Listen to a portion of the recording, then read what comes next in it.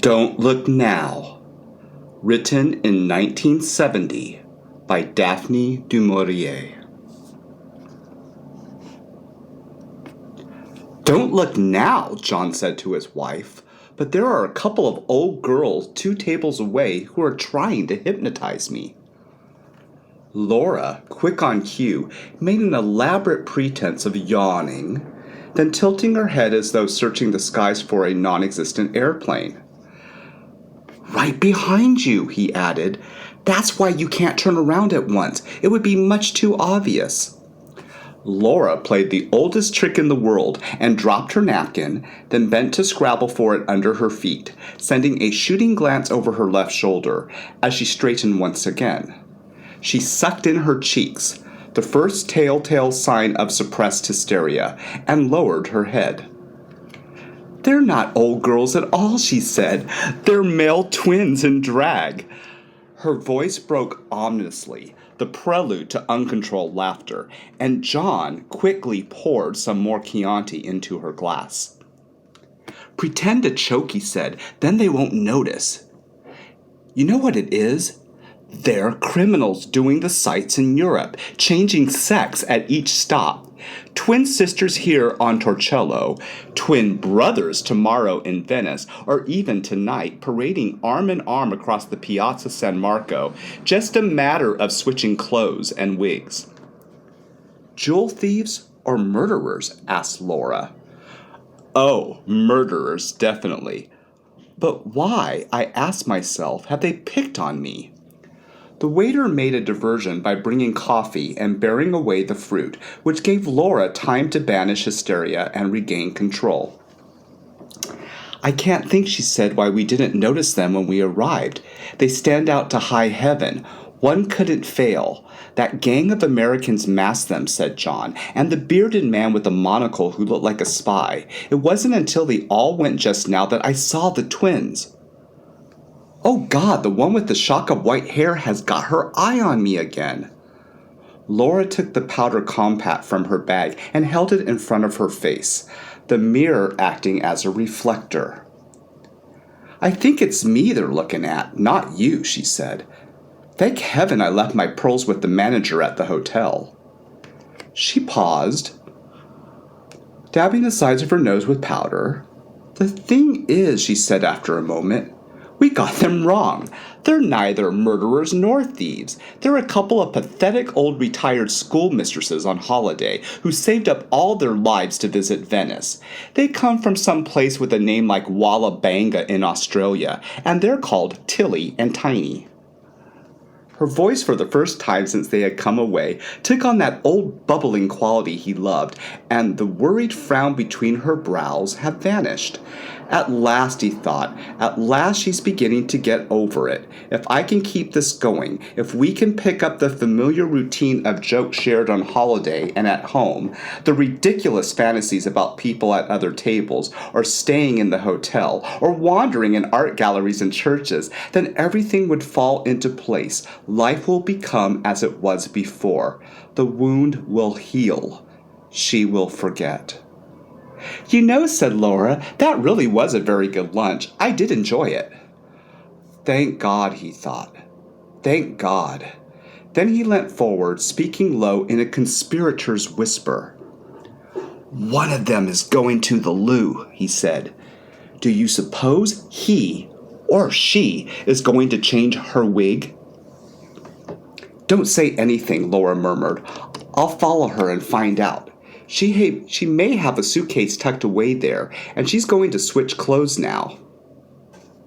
She began to hum under her breath, the signal to her husband of content. The ghost was temporarily laid, and all because of the familiar holiday game, abandoned too long, and now, through mere chance, blissfully recaptured. "Is she on her way?" asked Laura. "She's about to pass our table now," he told her. Seen on her own, the woman was not so remarkable. Tall, angular, aquiline features with the close-cropped hair which was fashionably called an Eton crop, he seemed to remember in his mother's day, and about her person the stamp of that particular generation. She would be in her middle 60s, he supposed. The masculine shirt with collar and tie, sports jacket, gray-teed skirt coming to mid-calf, gray stockings and lace black shoes. He had seen the type on golf courses and at dog shows, invariably showing not sporting breeds but pugs, and if you came across them at a party in somebody's house, they were quicker on the draw with a cigarette lighter than he was himself, a mere male with pocket matches. The general belief that they kept house with a more feminine, fluffy companion was not always true. Frequently they boasted and adored a golfing husband. No, the striking point about this particular individual was that there were two of them, identical twins cast in the same mold. The only difference was that the other one had whiter hair. "Supposing," murmured Laura, "when I find myself in the toilette beside her, she starts to strip." "Well, it depends on what is revealed," John answered. "If she's a hermaphrodite, make a bolt for it. She might have a hypodermic syringe concealed and want to knock you out before you reach the door." Laura sucked in her cheeks once more and began to shake. Then, squaring her shoulders, she rose to her feet. "I simply must not laugh," she said, "and whatever you do, don't look at me when I come back, especially if we come out together." She picked up her bag and strolled self-consciously away from the table in pursuit of her prey. John poured the dregs of the Chianti into his glass and lit a cigarette. The sun blazed down upon the little garden of the restaurant. The Americans had left, and the monocle man and the family party at the far end. All was at peace. The identical twin was sitting back in her chair with her eyes closed. Oh, thank heavens, he thought, for this moment at any rate, when relaxation was possible, and Laura had been launched upon her foolish, harmless game. The holiday could yet turn into the cure she needed, blotting out, if only temporarily, the numb despair that had seized her since the child died. "She'll get over it," the doctor said. "They all get over it in time. And you have the boy." "I know," John had said, "but the girl meant everything.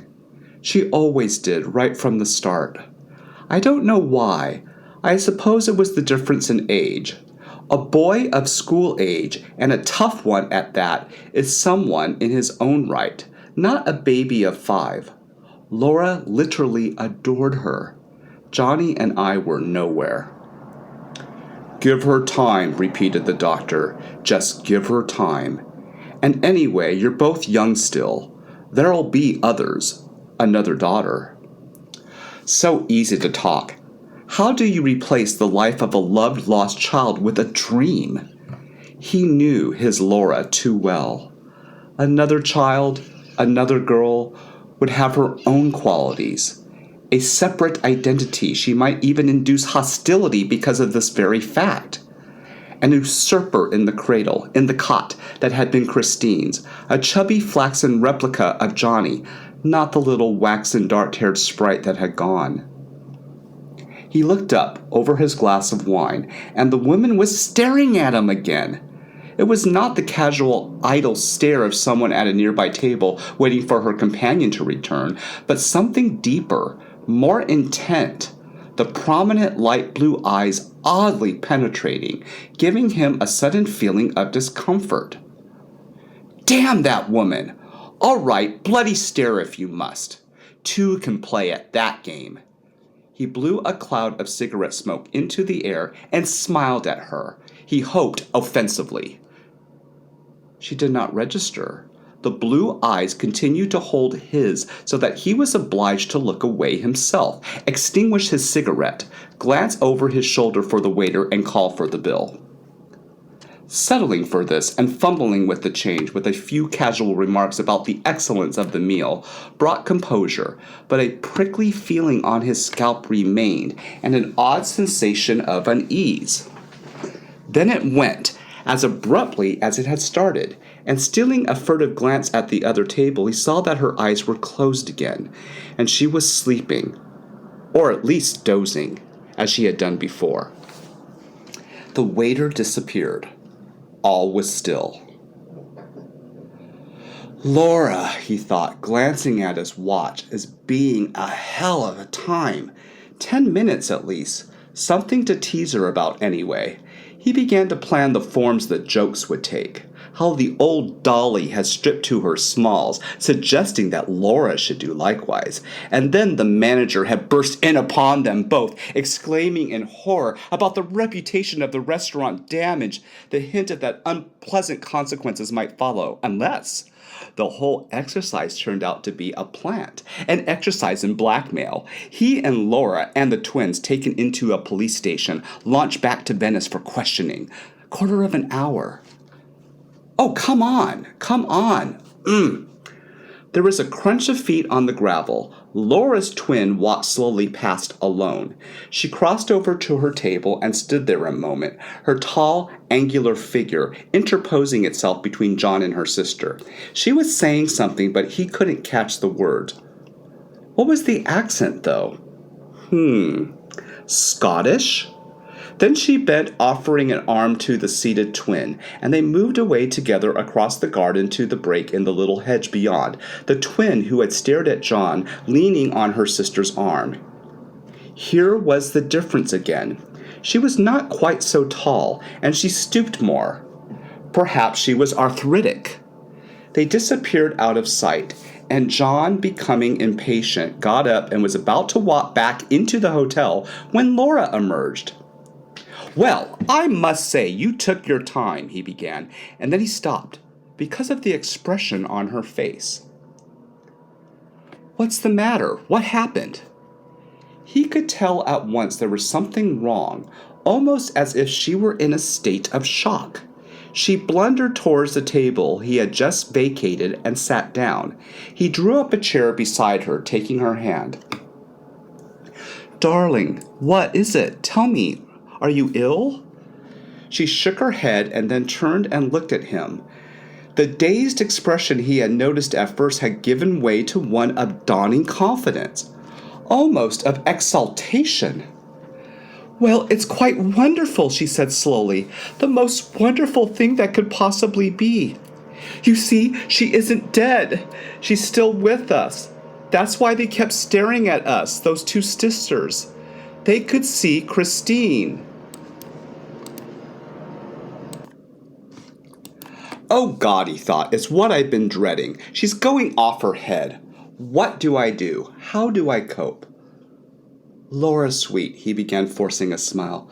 Look, shall we go? I paid the bill. We can go and look at the cathedral and stroll around, and then it will be time to take off in the launch again for Venice. But she wasn't listening, or at any rate, the words didn't penetrate.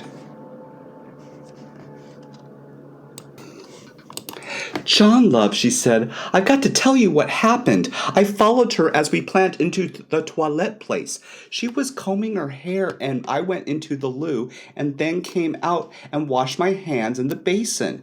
She was washing hers in the next basin. Suddenly she turned and said to me in a strong Scottish accent, Don't be unhappy anymore. My sister has seen your little girl. She was sitting between you and your husband laughing. Darling, I thought I was going to faint. I nearly did. Luckily, there was a chair, and I sat down, and the woman bent over me and patted my head. I'm not sure of her exact words, but she said something about the moment of truth and joy being as sharp as a sword, but not to be afraid. All was well. But the sisters' vision had been so strong they knew I had to be told, and that Christine wanted it. Oh, John, don't look like that. I swear I'm not making it up. This is what she told me. It's all true. The desperate urgency in her voice made his heart sicken. He had to play along with her, agree, soothe, do anything to bring back some sense of calm. Laura, darling, of course I believe you, he said. Only it's a sort of shock, and I'm upset because you're upset, darling. But I'm not upset, she interrupted. I'm happy, so happy that I can't put the feelings into words. You know what it's been like all these weeks at home and everywhere we've been on holiday, though I tried to hide from you? Now it's lifted because I just know that the woman was right. Oh Lord, how awful of me, but I've forgotten their names. She did tell me. You see, the thing is that she's a retired doctor. They come from Edinburgh, and the one who saw Christine went blind a few years ago. Although she studied the occult all her life and been very psychic, it's only since going blind that she has really seen things like a medium. They had the most wonderful experiences. But to describe Christine as the blind one did to her sisters, even down to the little blue and white dress with the puffed sleeves that she wore at her birthday party, and to say she was smiling happily. Oh, darling, it made me so happy. I think I'm going to cry. No hysteria. Nothing wild. She took a tissue from her bag and blew her nose, smiling at him.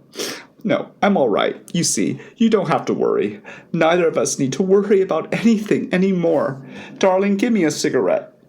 He took one from his packet and lit it for her. She sounded normal herself again. She wasn't trembling, and if this sudden belief was going to keep her happy, he couldn't possibly begrudge it. But he wished all the same it hadn't happened. There was something uncanny about thought reading, about telepathy. Scientists couldn't account for it. Nobody could. And this is what must have happened just now between Laura and the sisters. So the one who had been staring at him was actually blind. That accounted for the fixed gaze, which somehow was unpleasant in itself. Creepy. Oh, hell, he thought. I wish we hadn't come here for lunch.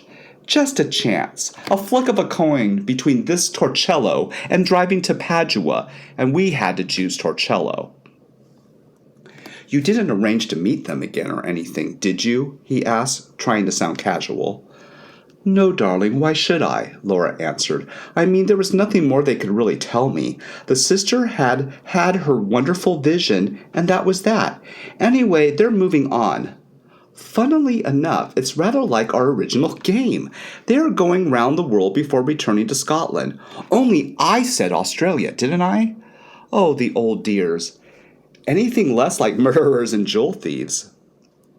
She had quite recovered. She stood up and looked up upon her. Come on, she said. Having come to Torcello, we must see the cathedrals now.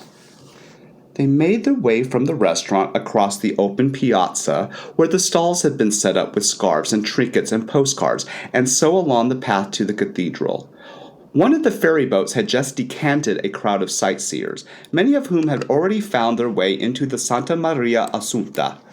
Laura, undaunted, asked her husband for the guidebook, and as he always been her custom in happier days, started walking slowly through the cathedral, studying mosaics, columns, panels from left to right, while John, less interested, because of his concern of what had just happened, followed close behind, keeping a weather eye alert for those weird twin sisters.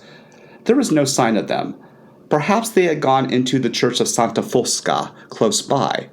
A sudden encounter would be embarrassing, quite apart from the effect it might have upon Laura. But the anonymous shuffling tourists intent upon culture could not harm her, although from his own point of view they made artistic appreciation impossible. He just could not concentrate. The cold, clear beauty of what he saw left him untouched, and when Laura touched his sleeve, pointing to the mosaic of the Virgin and Child standing above the frieze of the Apostles, he nodded in sympathy, yet saw nothing, the long, sad face of the Virgin infinitely remote, and turning on sudden impulse stared, back over the heads of the tourists towards the doors, where frescoes of the Blessed and the Damned gave themselves to judgment. The twins were standing there, the blind one still holding on to her sister's arm, her sightless eye fixed firmly upon him. He felt himself held, unable to move, and an impending sense of doom, of tragedy came upon him. His whole being sagged as if it were in apathy, and he thought, "This is the end. There is no escape. There is no future." Then both sisters turned and went out of the cathedral, and the sensation vanished, leaving indignation in its wake and rising anger.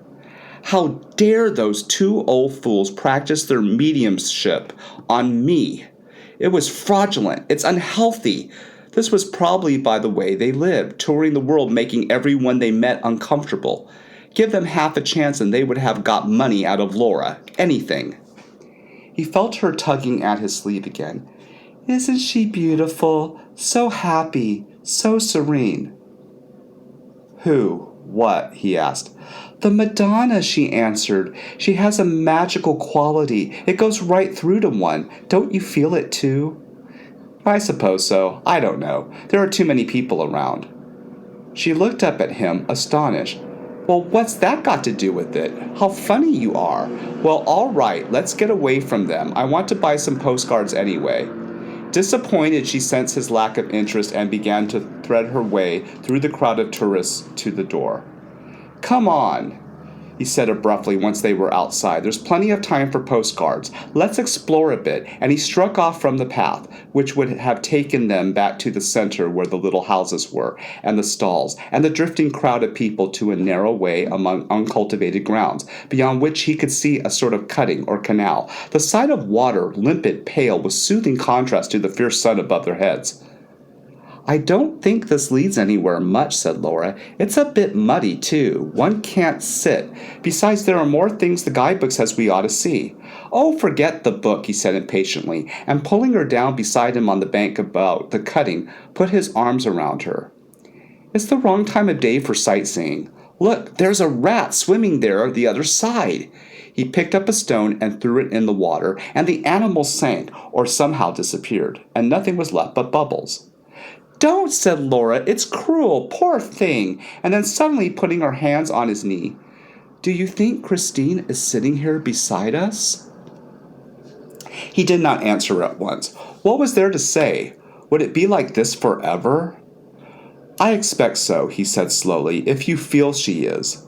The point was remembering Christine before the onset of the fatal meningitis. She would have been running along the bank excitedly, throwing off her shoes, wanting to paddle, giving Laura a fit of apprehension. Sweetheart, darling, take care, come back.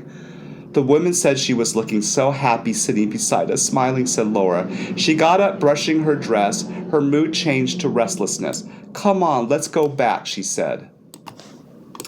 He followed her with a sinking heart. He knew she did not really want to buy postcards or see what remained to be seen. She wanted to go in search of the woman again, not necessarily to talk, just to be near them.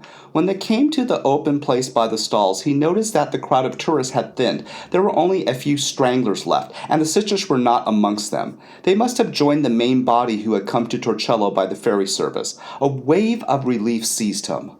Look, there's a mass of postcards at the second stall, he said quickly, and some eye-catching headscarves. Let me buy you a headscarf. Darling, I've so many, she protested. Don't waste your lire. It isn't a waste. I'm in a buying mood.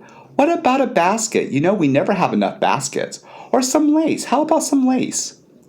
She allowed herself, laughing, to be dragged to the stall while he rumpled through the goods spreads out before them and chatted up the smiling woman who was selling her wares, his ferociously bad Italian making her smile the more. He knew it would give the body of tourists more time to walk to the landing stage and catch the ferry service, and the twin sisters would be out of sight and out of their life. Never, said Laura some 20 minutes later, had so much junk been piled into so small a basket, her bubbling laugh reassuring him that all was well. He needn't worry any more. The evil hour had passed. The launch from the Cipriani that had brought them from Venice was waiting by the landing stage. The passengers who had arrived with them, the Americans, the man with the monocle, were already assembled. Earlier, before setting out, he had thought the price for lunch and transport there and back decidedly steep. Now he grudged none of it, except that the outing to Torcello itself had been one of the major errors of this particular holiday in Venice. They stepped down into the launch, finding a place in the open, and the boat chugged away down the canal into the lagoon. The ordinary ferry had gone before, steaming towards Murano, while their own craft headed past San Francesco del Deserto, and so back direct towards Venice. He put his arm around her once more, holding her close, and this time she responded, smiling up at him, her head on his shoulder. It's been a lovely day, she said. I shall never forget it, never. You know, darling, now at last I can begin to enjoy our holiday. He wanted to shout with relief. It's going to be all right, he decided. Let her believe what she likes. It doesn't matter. It makes her happy. The beauty of Venice rose before them, sharply outlined against the glowing sky, and there was still so much to see, wandering there together, that might not be perfect because of her change of mood. The shadows having lifted, and aloud he began to discuss the evening to come, where they would dine, not the restaurant they usually went to near the Fenice Theater, but somewhere different, somewhere new. Yes, but it must be cheap, she said, falling in with his mood, because we've already spent so much today. Their hotel by the Grand Canal had a welcoming, comforting air. The clerk smiled as he handed over their key. The bedroom was familiar, like home, with Laura's things arranged neatly on the dressing table, but with it the little festive atmosphere of strangeness, of excitement, that only a holiday bedroom brings. This is ours for the moment, but no more. While we are in it, we bring it life. When we have gone, it no longer exists. It fades into anonymity. He turned on both taps in the bathroom, the water gushing into the bath, the steam rising. Now, he thought afterwards, now at last is the moment to make love. And he went back into the bedroom, and she understood and opened her arms and smiled. Such blessed relief after all those weeks of restraint. The thing is, she said later, fixing her earrings before the looking-glass, I'm not really terribly hungry. Shall we just be dull and eat in the dining room here? Oh, God, no, he exclaimed, with all those rather dreary couples at the other tables. I'm ravenous. I'm also gay, and I want to get rather sloshed. Not bright lights and music, surely. Oh, no, no, something small, dark, intimate cave, rather sinister, full of lovers with other people's wives. Sniffed Laura. We all know what that means. You'll spot some Italian lovely of 16 and smirk at her through dinner, while I'm stuck high and dry with a beastly man's broad back. They went out laughing into the warm, soft night, and the magic was about them everywhere.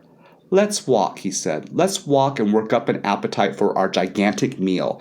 And inevitably they found themselves by the Molo and the lapping gondolas dancing upon the water, the lights everywhere blending with the darkness. There was other couples strolling for the same sake of aimlessly enjoyment, backwards, forwards, purposeless, and the inevitable sailors in groups, noisy, gesticulating, and dark-eyed girl whispering, clicking on high heels.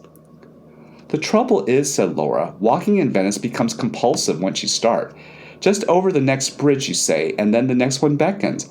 I'm sure there are tons of restaurants down here. We're almost at the public gardens where they hold the Biennale. Let's turn back. I know there's a restaurant somewhere near that church of San Zaccaria. There's a little alleyway leading to it.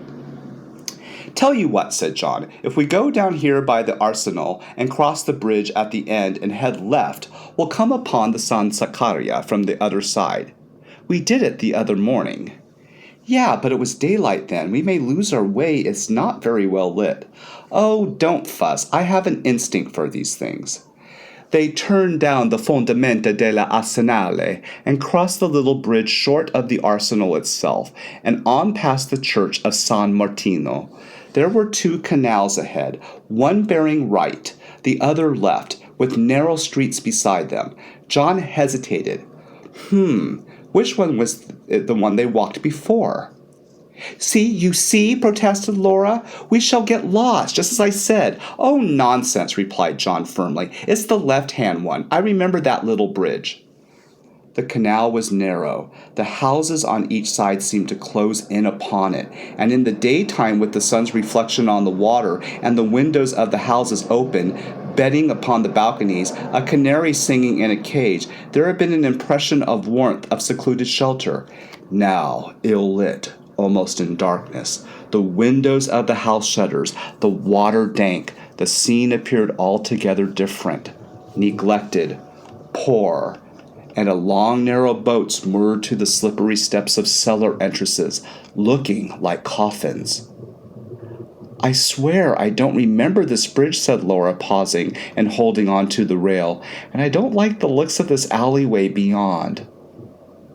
There's a lamp halfway up, John told her. I know exactly where we are. We're not far from the Greek Quarter.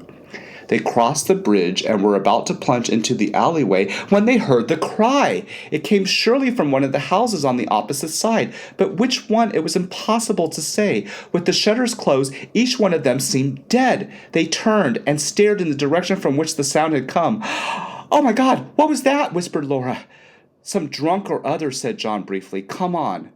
Less like a drunk than someone being strangled, and the choking cry suppressed at the grip held firm. "We ought to call the police," said Laura. "Oh, for heaven's sake," said John, "where did you think you are? This isn't Piccadilly."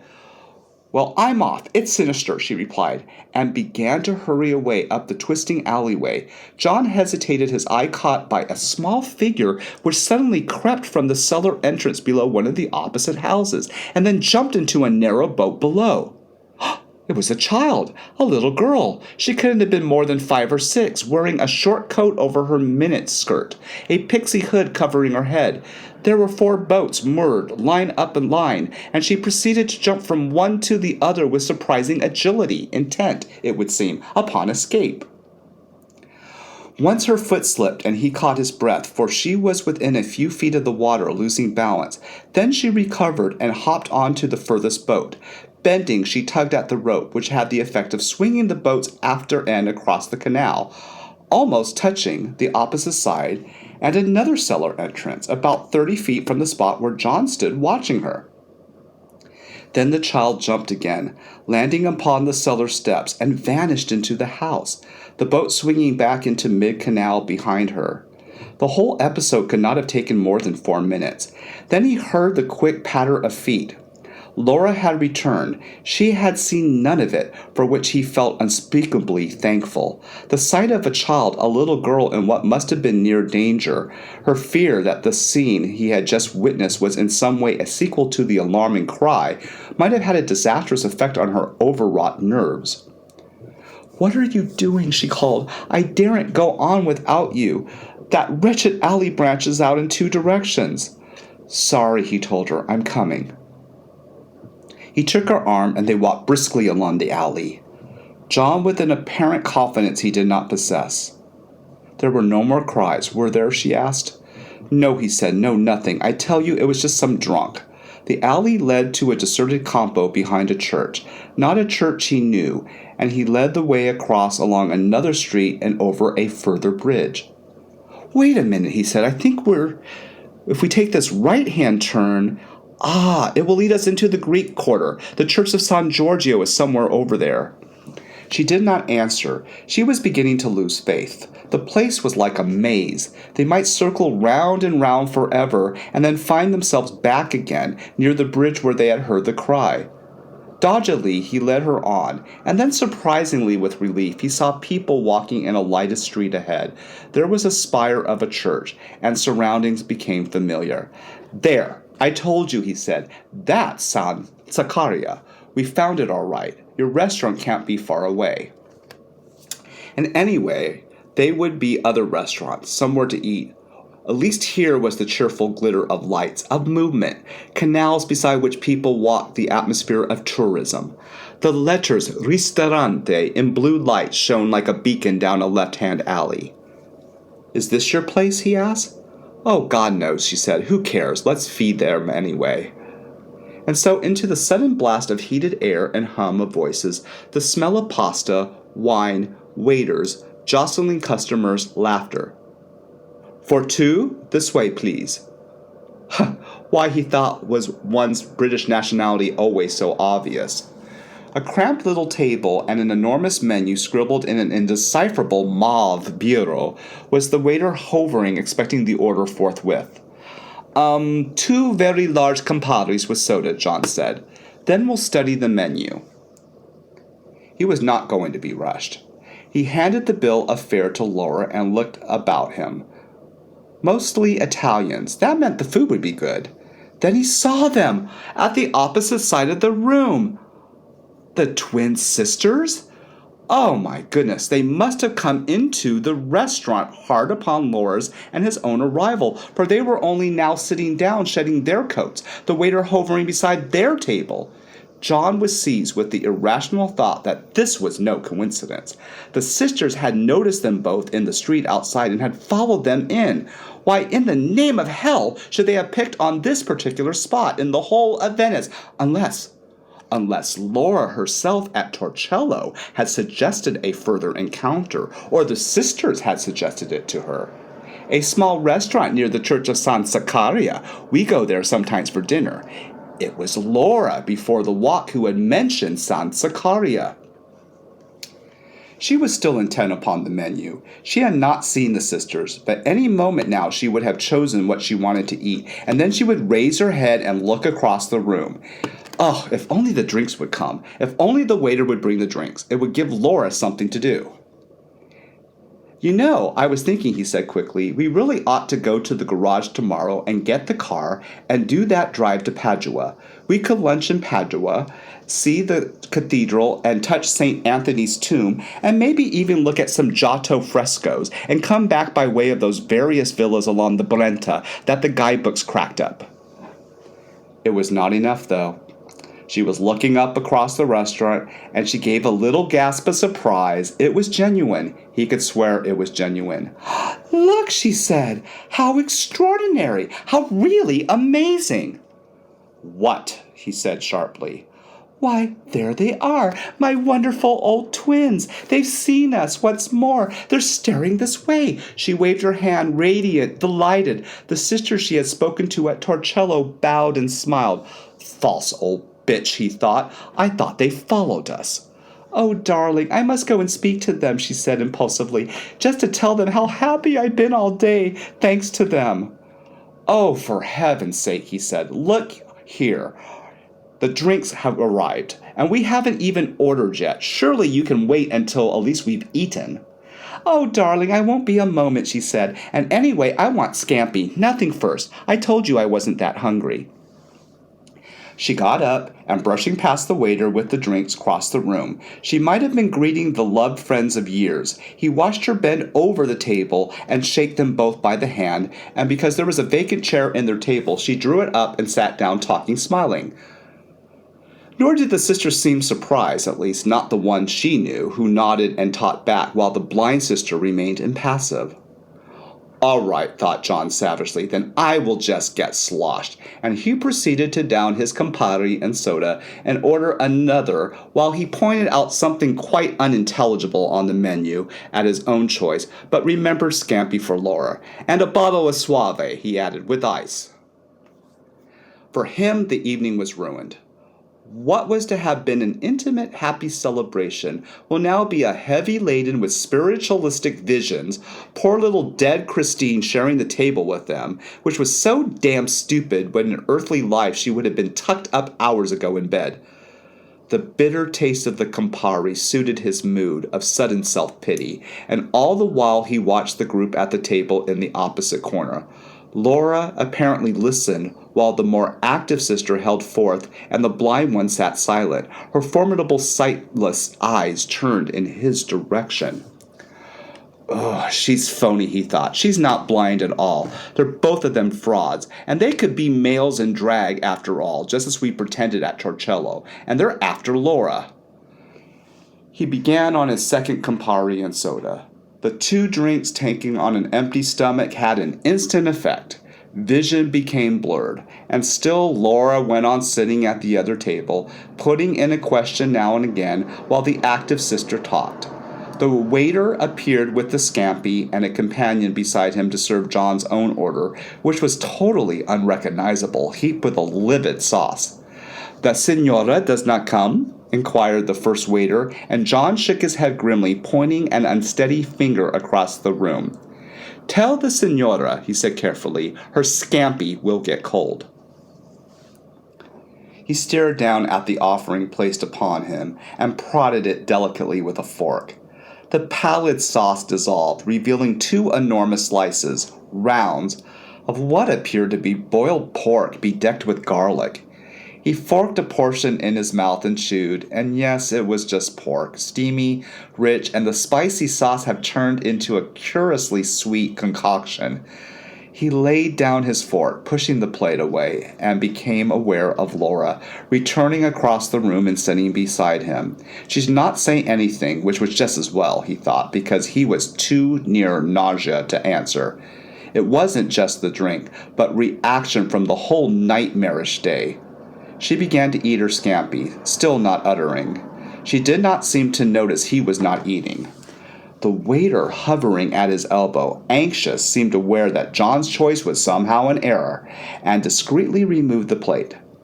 "Oh, bring me a salad," murmured John, and even then Laura did not register surprise, or as she might have done in more normal circumstances, accused him of having had too much to drink.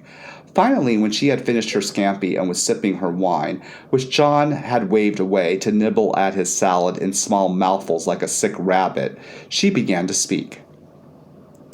"Darling," she said, "I know you won't believe it, and it's rather frightening in a way, but after they left the restaurant in Torcello, the sisters went to the cathedral as we did, although we didn't see them in that crowd, and the blind one had another vision. She said Christine was trying to tell her something about us, that we should be in danger if we stay in Venice. Christine wants us to go away as soon as possible." So that's it, he thought. They think they can run our lives for us. This is to be our problem from henceforth. Do we eat? Do we get up? Do we go to bed? We must get in touch with the twin sisters. They will direct us. "Well," she said, "why don't you say something?" "Because," he answered, "you are perfectly right. I don't believe it. Quite frankly, I judge your old sisters as being a couple of freaks, if nothing else. They're obviously unbalanced, and I'm sorry if this hurts you, but the fact is they found a sucker in you." "You're being unfair," said Laura. "They are genuine. I know it. I just know it. They were completely sincere in what they said." "All right, granted. They're sincere, but that doesn't make them well balanced. Honestly, darling, you meet that old girl for 10 minutes in a loo. She tells you she sees Christine sitting beside us. Well, anyone with a gift for telepathy could read your unconscious mind in an instant. And then, pleased with her success, as an old psychic expert would be, she flings a further mood of ecstasy and wants to boost us out of Venice. Well, I'm sorry, but to hell with that." The room was no longer reeling. Anger had sobered him. If it would not put Laura to shame, he would get up and cross to their table and tell the old fools where they could go. "I knew you would take it like this," said Laura unhappily. "I told them you would. They said not to worry. As long as we left Venice tomorrow, everything would come all right." "Oh, for God's sake," said John. He changed his mind and poured himself a glass of wine. "After all," Laura went on, "we have really seen the cream of Venice. I don't mind going on somewhere else. And if we stayed, I know it sounds silly, but I should have a nasty, nagging sort of feeling inside me, and I should keep thinking of darling Christine being unhappy and trying to tell us to go." "Right," said John with ominous calm. "That settles it. Go we will. I suggest we clear off to the hotel straight away and warn the reception we're leaving in the morning. Have you had enough to eat?" "Oh dear," sighed Laura, "don't take it like that. Look, why not come over and meet them, and then they can explain about the vision to you. Perhaps you would take it seriously then, especially as you are the one in most concerns. Christine is more worried over you than me, and the extraordinary thing is that the blind sister says you're psychic and don't even know it. You are somehow en rapport with the unknown, and I'm not." "Well, that's final," said John. "I'm psychic, am I? Fine. My psychic intuition tells me to get out of this fucking restaurant now, at once, and we can decide what we do about leaving Venice when we are back at the hotel." He signaled to the waiter for the bill, and they waited for it, not speaking to each other. Laura now unhappy, fiddling with her bag, while John, glancing furtively at the twins' table, noticed that they were tucking into plates piled high with spaghetti in a very unpsychic fashion. The bill disposed of, John pushed back his chair. "Right. Are you ready?" he asked. "I'm going to say goodbye to them first," said Laura, her mouth set sulkily, reminding him instantly with a pang of their poor lost child. "Just as you like," he replied, and walked ahead of her out of the restaurant without a backward glance. The soft humidity of evening, so pleasant to walk about in earlier, had turned to rain. The strolling tourists had melted away.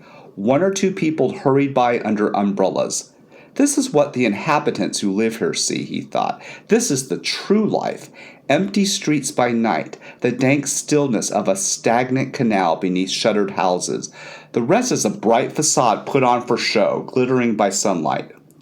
Laura joined him, and they walked away together in silence, and emerged presently behind the ducal palace and came out into the Piazza San Marco. The rain now was very heavy, and they sought shelter with a few remaining stragglers under the colonnades. The orchestras had packed up for the evening. The tables were bare. Chairs had been turned upside down.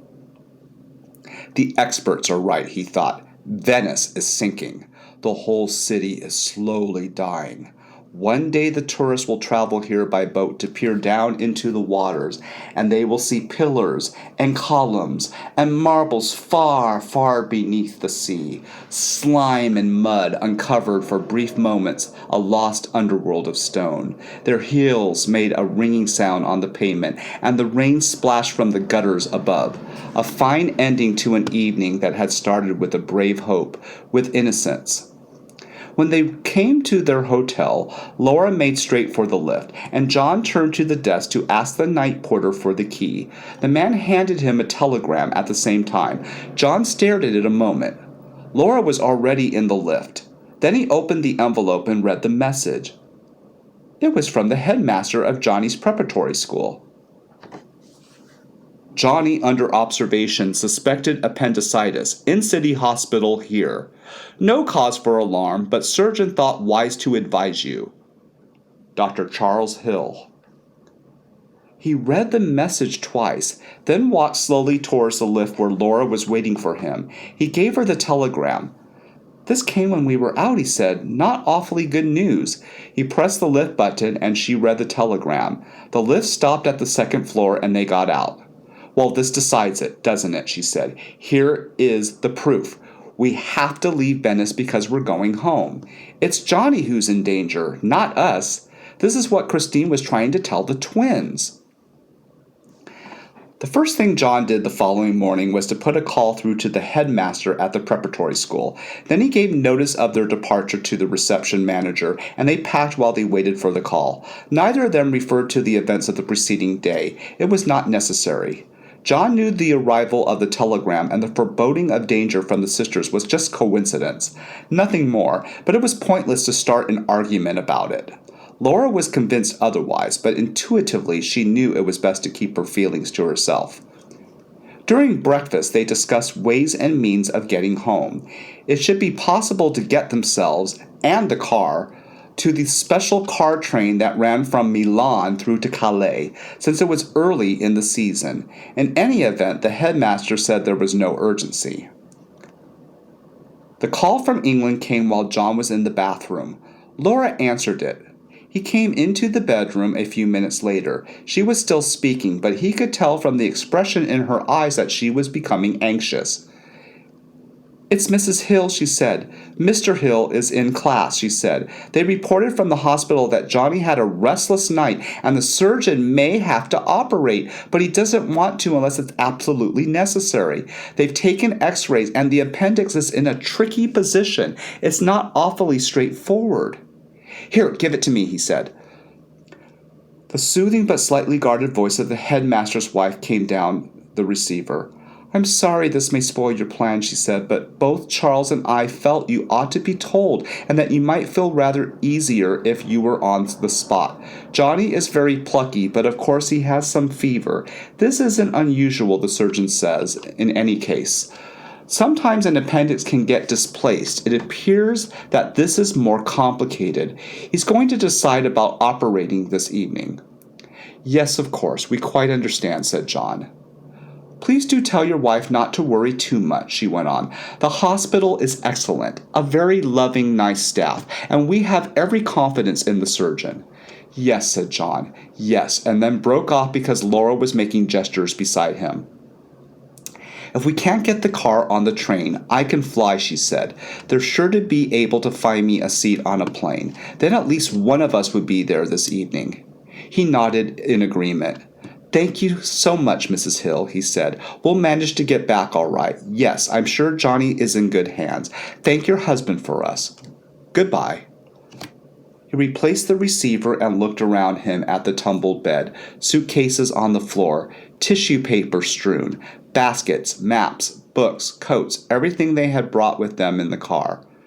"Oh, God," he said, "what a bloody mess. All this junk." The telephone rang again. It was the hall porter to say he had succeeded in booking a sleeper for them both and a place for the car on the following night. "Look," said Laura, who had seized the telephone, "could you book one seat on the midday plane from Venice to London today for me? It is imperative one of us gets home this evening. My husband can follow with the car tomorrow." "Here, hang on," interrupted John. "No need for panic stations. Surely 24 hours wouldn't make all that difference." Anxiety had drained the color from her face. She turned to him, distraught. "It mightn't to you, but it does to me," she said. "I've lost one child. I'm not going to lose another."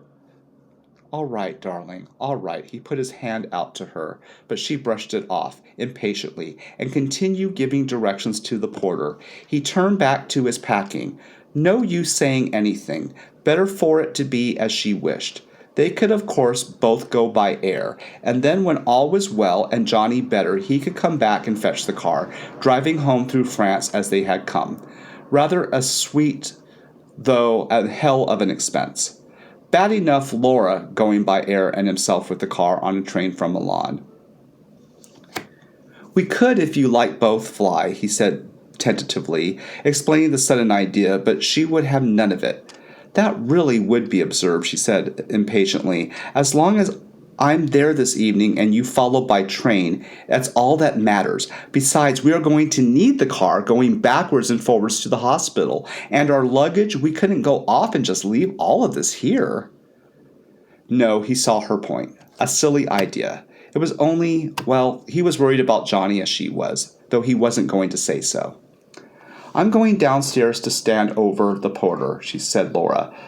"They always make more effort if one is actually on the spot. Everything I want tonight is packed. I shall only need my overnight case. You can bring everything else in the car."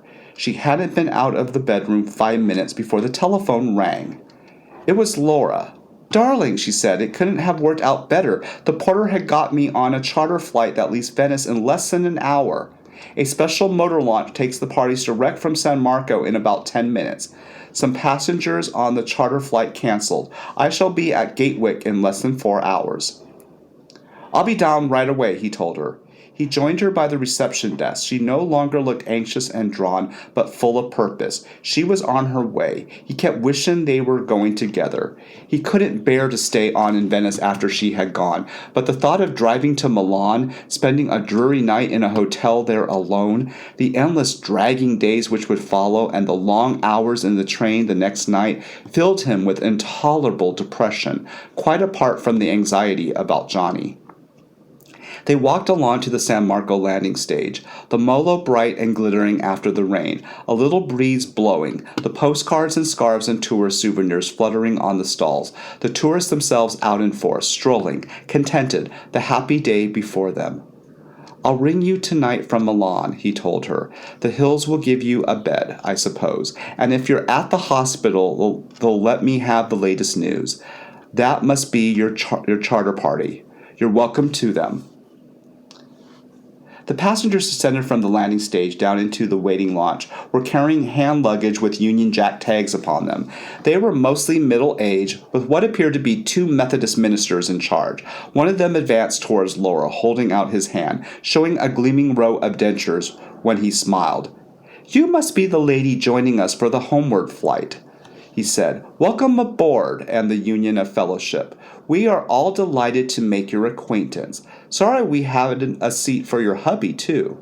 Laura turned swiftly and kissed John. A tremor at the corner of her mouth betrayed inward laughter. "Do you think they'll break into hymns?" she whispered.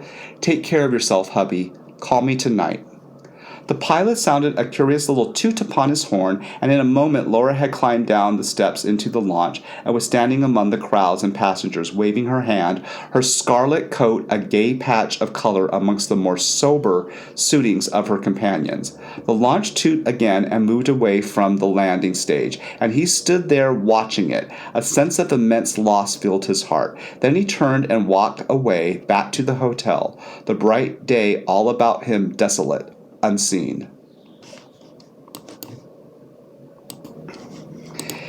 There was nothing, he thought, as he looked about him presently in the hotel room, so melancholy as a vacant room, especially when the recent signs of occupation were still visible about him. Laura's suitcases on the bed, a second coat she had left behind, traces of powder on the dressing table, a tissue with a lipstick smear thrown in the wastepaper basket, even an old toothpaste tube squeezed dry lying on the glass shelf above the wash basin. Sounds of the heedless traffic on the Grand Canal came as always from the open window, but Laura wasn't there any more to listen to it, or to watch from the small balcony. The pleasure had gone. Feeling had gone. John finishing packing and leaving all the baggage ready to be collected, he went downstairs to pay the bill. The reception clerk was welcoming new arrivals. People were sitting on the terrace overlooking the Grand Canal, reading newspapers, the pleasant day waiting to be planned. John decided to have an early lunch here on the hotel terrace, on familiar ground, and then have the porter carry the baggage to one of the ferries that steamed direct between San Marco and the Porta Roma, where the car was garaged. The fiasco meal of the night before had left him empty, and he was ready for the trolley of hors d'oeuvres when they brought it to him, around midday. Even here, though, there was a change. The head waiter, their especial friend, was off duty, and the table where they usually sat was occupied by new arrivals, a honeymoon couple. He told himself sourly, observing the gaiety, the smiles, while he had been shown to a small single table behind a tub of flowers. "She must be airborne now," said John. "She's on her way." And he tried to picture Laura seated between the Methodist ministers, telling them no doubt about Johnny ill in the hospital, and heaven knows what else besides. Well, the twin sisters anyway could rest in psychic peace. Their wishes would have been fulfilled. Lunch over, there was no point in lingering with a cup of coffee on the terrace. His desire was to get away as soon as possible, fetch the car, and be en route for Milan. He made his farewells at the reception desk, and escorted by a porter who had piled his baggage onto a wheeled trolley, made his way once more to the landing stage of San Marco. He stepped onto the steam ferry, his luggage heaped beside him, a crowd of jostling people all about him. He had one momentary pang to be leaving Venice. One, if ever, he wondered, would they come again? Next year? In 3 years?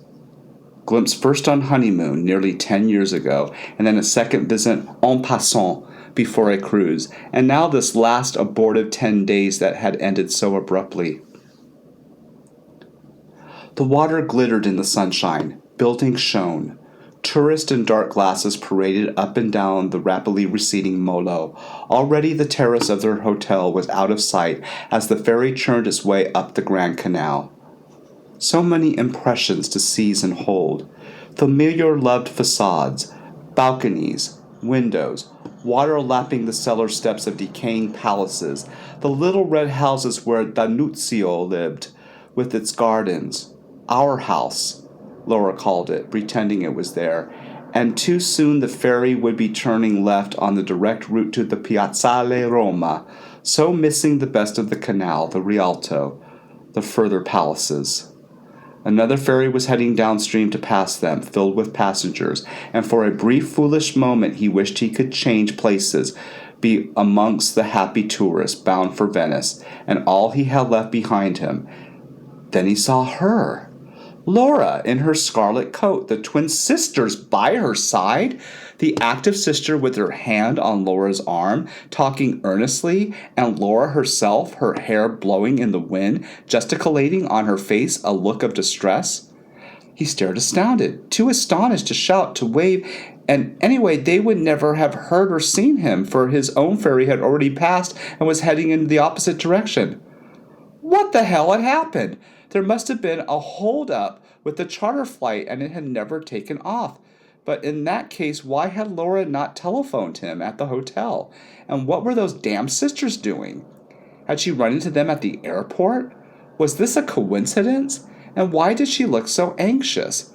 He could think of no explanation. Perhaps the flight had been canceled. Laura, of course, would go straight to the hotel, expecting to find him there, intending doubtless to drive with him after all to Milan and take the train the following night.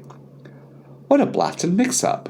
The only thing to do was to telephone the hotel immediately his ferry reached the Piazzale Roma and tell her to wait. He would return and fetch her.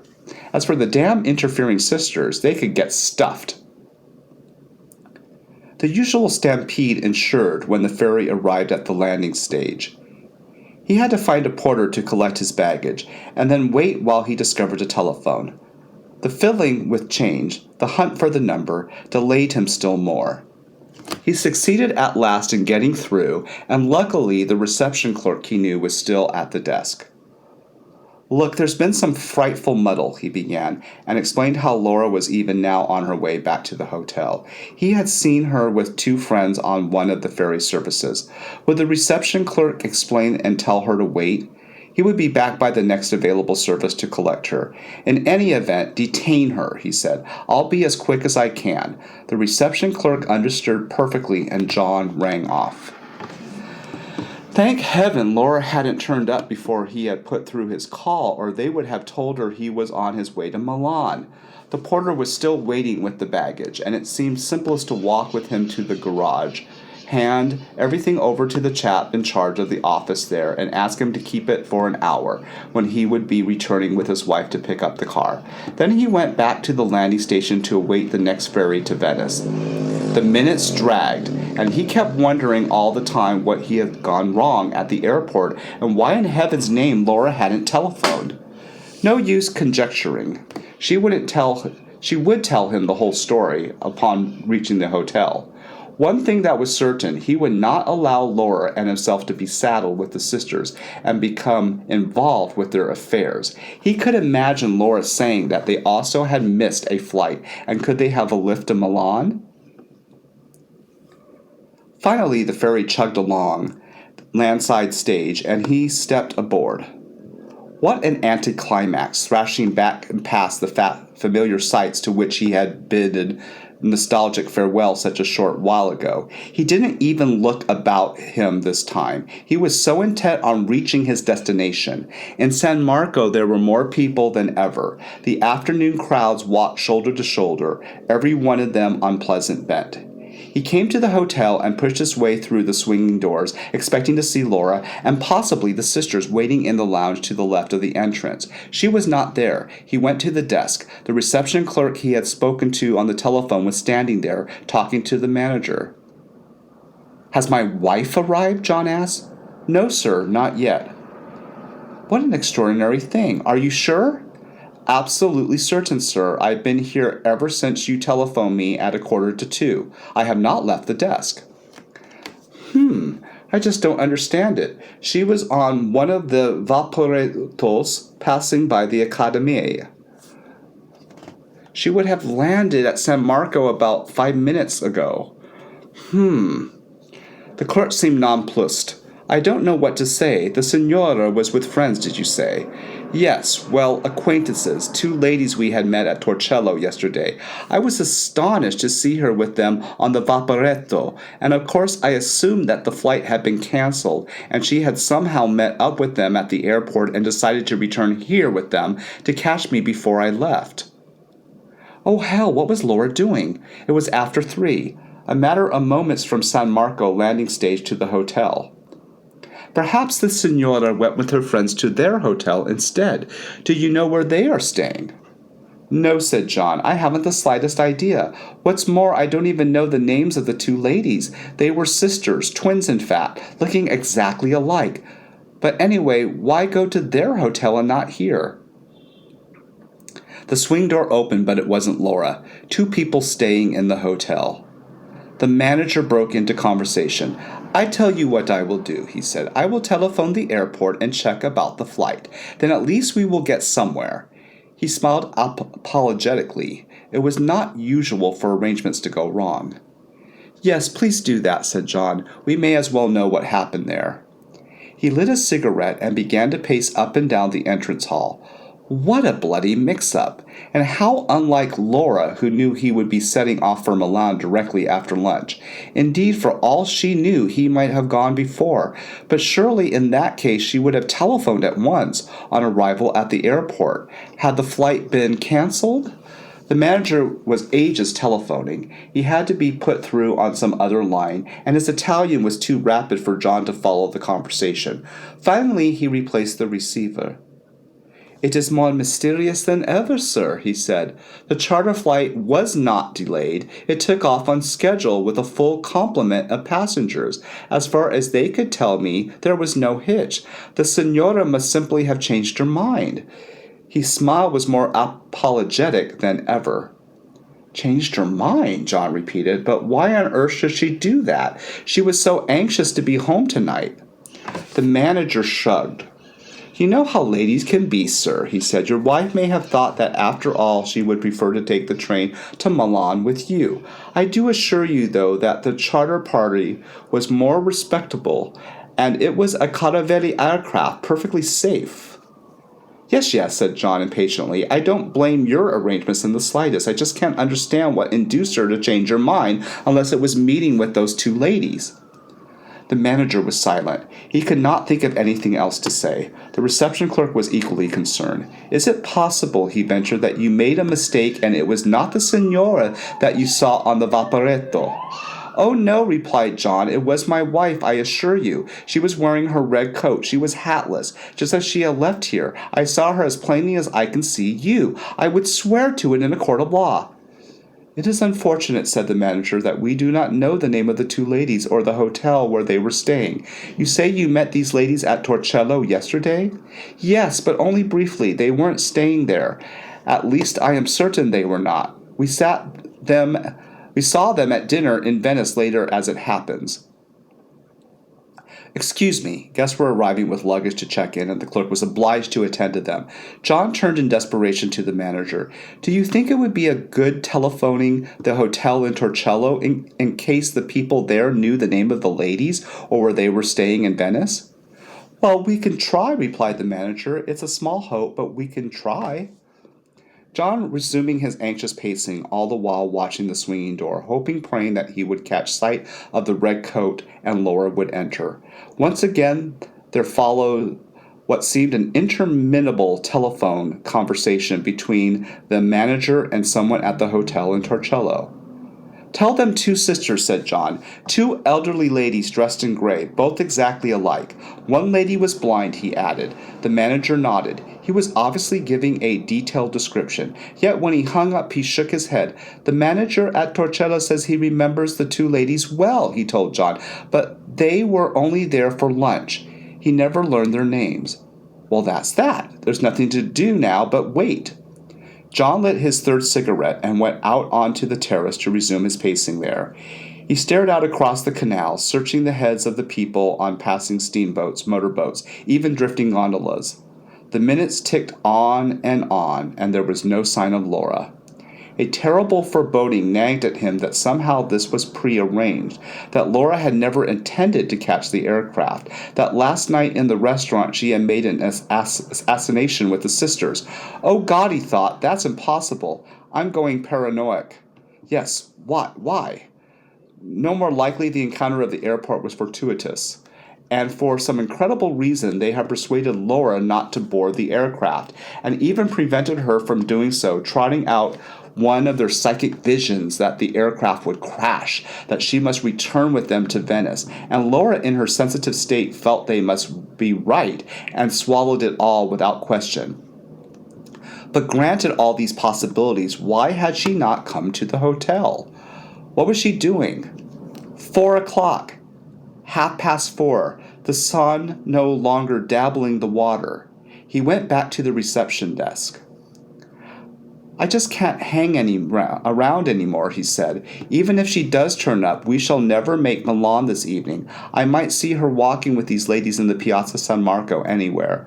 If she's arrived while I'm out, will you explain? The clerk was full of concern. "Indeed, yes," he said. "It is very worrying for you, sir. Would it perhaps be prudent if we booked you in here tonight?" John gestured helplessly. "Perhaps yes. I don't know. Maybe." He went out of the swinging doors and began to walk towards the Piazza San Marco. He looked into every shop up and down the colonnades, crossing the piazza a dozen times, threaded his way between the tables in front of Florian's, in front of Quadri's, knowing that Laura's red coat and the distinctive appearance of the twin sisters could easily be spotted, even amongst the milling crowd, but there was no sign of them. He joined the crowds of shoppers in the Merceria, shoulder to shoulder with idlers, thrusting window gazers, knowing instinctively that it was useless, they would be here. Why should Laura have deliberately missed her flight to return to Venice for such a purpose? And even if she had done so for some reason beyond his imagining, she would surely have come first to the hotel to find him. The only thing left to him was to try to track down the sisters. Their hotel could be anywhere amongst the hundreds of hotels and pensions scattered through Venice, or even across the other side at the Zattere, or further again onto Giudecca. These last possibilities seemed remote. More likely they were staying in a small hotel somewhere near San Zaccaria, handy to the restaurant where they had dined last night. The blind one would surely not go far afield in the evening.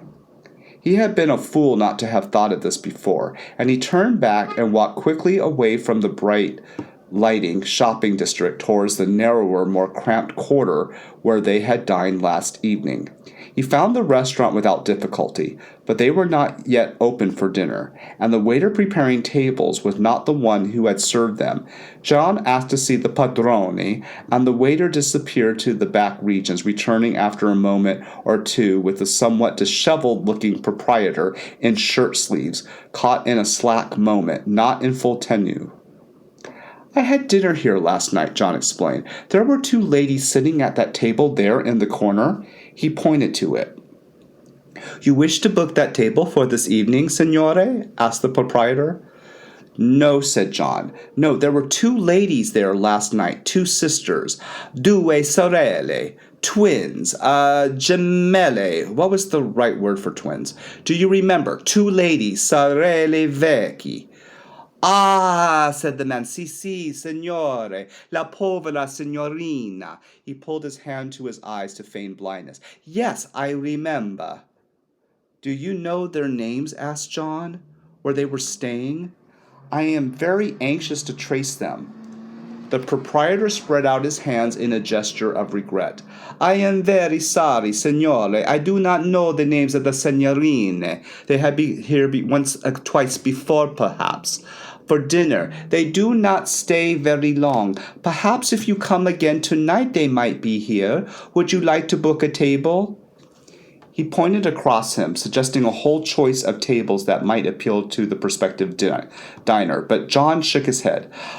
Thank you, no. I may be dining elsewhere. I am so sorry to have troubled you.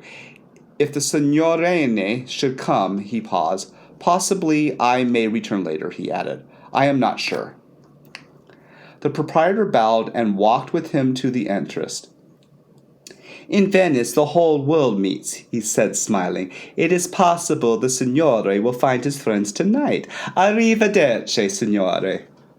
Friends? John walked out into the street. More like kidnappers. Anxiety had turned to fear, to panic. Something had gone terribly wrong. Those women had got hold of Laura, playing upon her suggestibility, inducing her to go with them, either to the hotel or elsewhere. Should he find the consulate? Where was it? What would he say when he got there? He began walking without purpose, finding himself as they had done the night before, in streets he did not know, and suddenly came upon a tall building with the word Questura above it. "This is it," he thought. "I don't care. Something has happened. I'm going inside." There were a number of police in uniform coming and going. The place, at any rate, was active, and addressing himself to one of them behind a glass partition, he asked if there was anyone who spoke English. The man pointed to a flight of stairs, and John went up, entering a door on the right where he saw that another couple were sitting waiting, and with relief he recognized them as fellow countrymen, tourists, Obviously a man and his wife in some sort of predicament. "Come and sit down," said the man. "We waited half an hour, but they can't be much longer. What a country! They wouldn't leave us like this at home." John took the offered cigarette and found a chair beside them. "What's your trouble?" he asked. "My wife had her handbag pinched in one of those shops in the Merceria," said the man. "She simply put it down one moment and looked at something, and you hardly credit it. The next moment it was gone. I say it was like a sneak thief. She insisted it was the girl behind the counter, but who's to say? These itties are all alike. Anyway, I'm certain we shan't get it back. What have you lost?" "A suitcase stolen," John lied rapidly. "Had some important papers in it." How could he say he had lost his wife? He couldn't even begin. The man nodded in sympathy. "As I said, these Italians are all alike. Old Musso knows how to deal with them. Too many communists around these days. The trouble is they're not going to bother with our troubles much, not with this murderer at large. They're all out looking for him." "Murderer? What murderer?" asked John. "Don't tell me you didn't hear about it." The man stared at him in surprise. "Venice has talked of nothing else. It's been all in the papers, on the radio, and even in the English papers. A grisly business. One woman found with her throat slit last night. A tourist, too, and some old chaps discovered with the same sort of knife wound this morning. They seem to think it was some maniac because there doesn't seem to be any motive. Nasty, horrible thing to happen in Venice in the tourist season." "My wife and I never bother with the newspapers when we're on holiday," said John, "and we're neither of us much given to gossip in the hotels." "Very wise of you," laughed the man. "It might have spoilt your holiday, especially if your wife is the nervous type. Oh well, we're off tomorrow anyway. Can't say we mind, do we, dear?" He turned to his wife. "Venice has gone downhill since we were here last, and now this loss of the handbag really is my limit." The door of the inner room opened, and a senior police officer asked John's companion and his wife to pass through. "I bet we don't get any satisfaction," murmured the tourist, winking at John, and he and his wife went into the inner room. The door closed behind them. John stubbed out his cigarette and lit another. A strange feeling of unreality possessed him. He asked himself what he was doing here. What was the use of it? Laura was no longer in Venice but had disappeared, perhaps forever, with those diabolical sisters. She would never be traced, and just as the two of them had made up a fantastic story about the twins when they first spotted them in Torcello, so with nightmare logic the fiction would have basics in fact. The women were in reality disguised crooks, men with criminal intent who had lured unsuspecting persons to some appalling fate. They might even be the murderers whom the police are looking for. Who would ever suspect two elderly women of respectable appearance living quietly in some second-rate pension or hotel? He stubbed out his cigarette, unfinished. This, he thought, is really the start of paranoia. This is the way people go off their heads. He glanced at his watch. It was 6:30. Better pack this in, this futile quest here in police headquarters, and keep to the single line of sanity remaining. Return to the hotel, put a call through to the prep school in England, and ask about the latest news of Johnny. He had not thought about poor Johnny since sighting Laura on the Vaporetto. Too late, though. The inner door opened, the couple were ushered out. "Usual claptrap," said the husband sotto voce to John. "They'll do whatever they can. Not much hope. So many foreigners in Venice. All of them are thieves. The locals all above reproach. Wouldn't pay 'em to steal from customers. Well, buddy, I wish you luck." He nodded. His wife smiled and bowed, and they had gone. John followed the police officer into the inner room.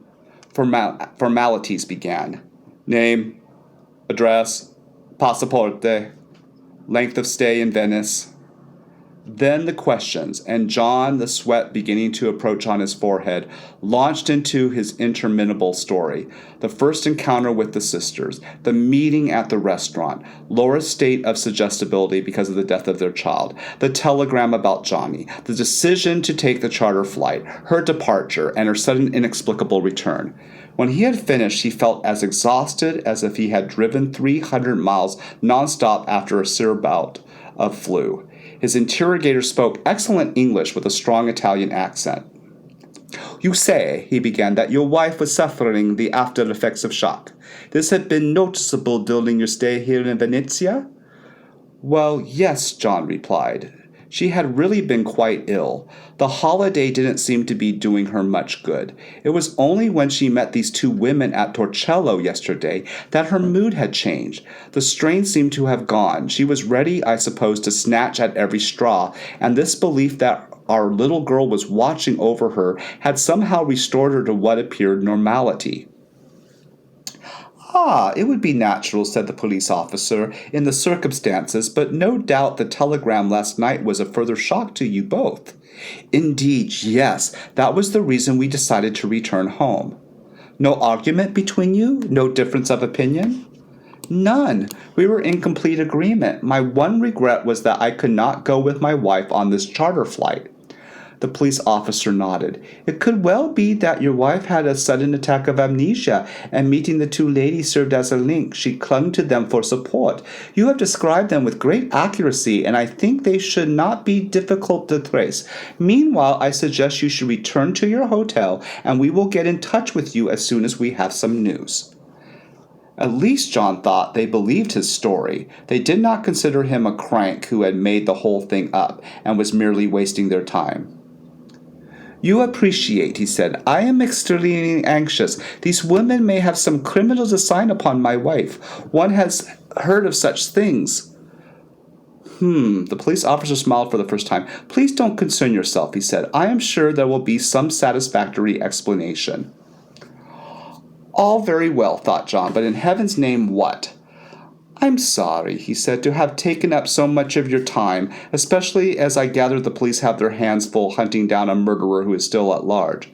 He spoke deliberately. No harm in letting the fellow know that for all of the time could tell there might be some connection between Laura's disappearance and this other hideous affair.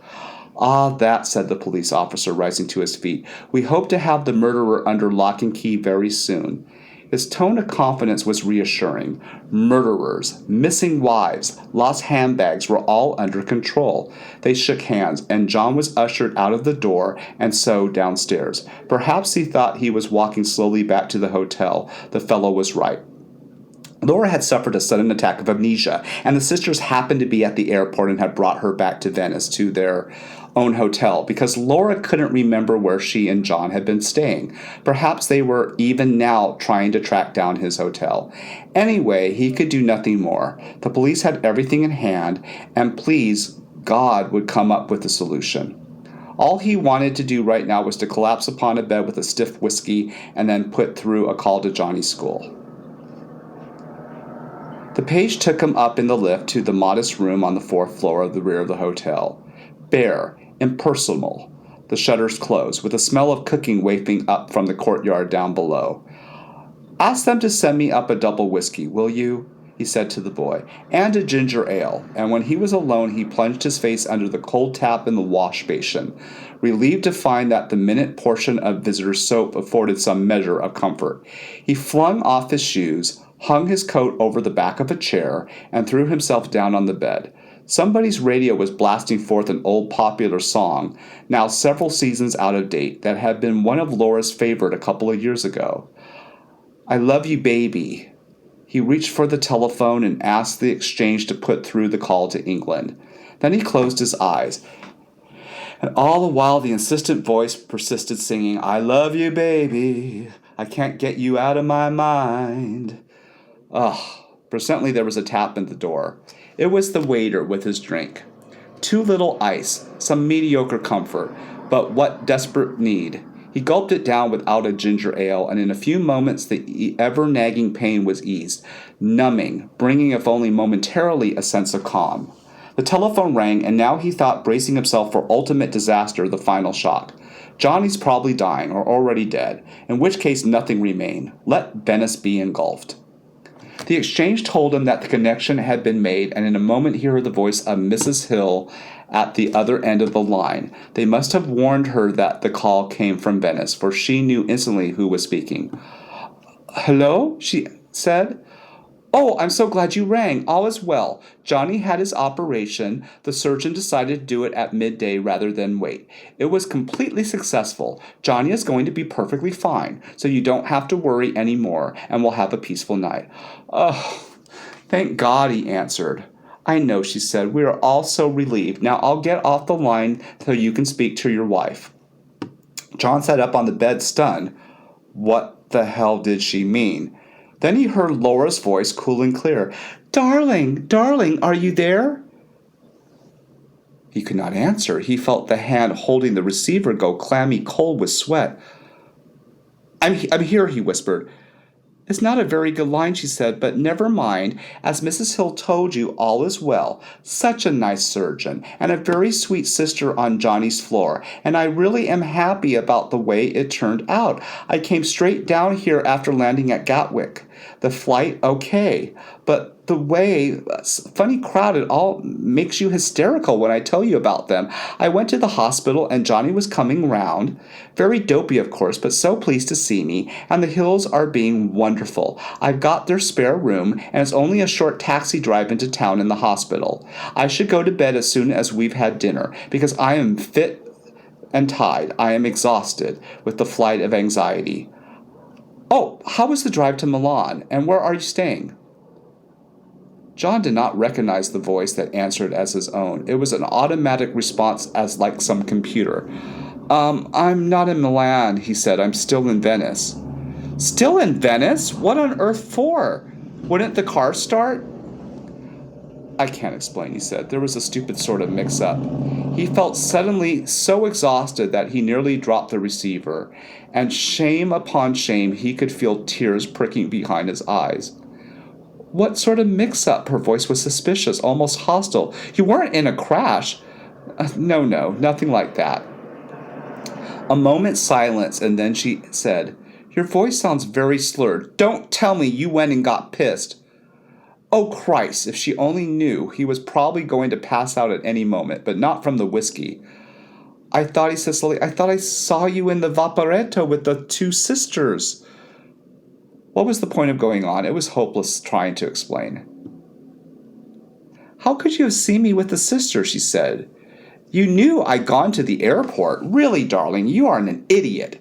You seem to have got those two poor old dears out on the brain. I hope you didn't say anything to Mrs. Hill, you know. No. Well, what are you going to do? You'll catch the train at Milan tomorrow, won't you? Yes, of course, he told her.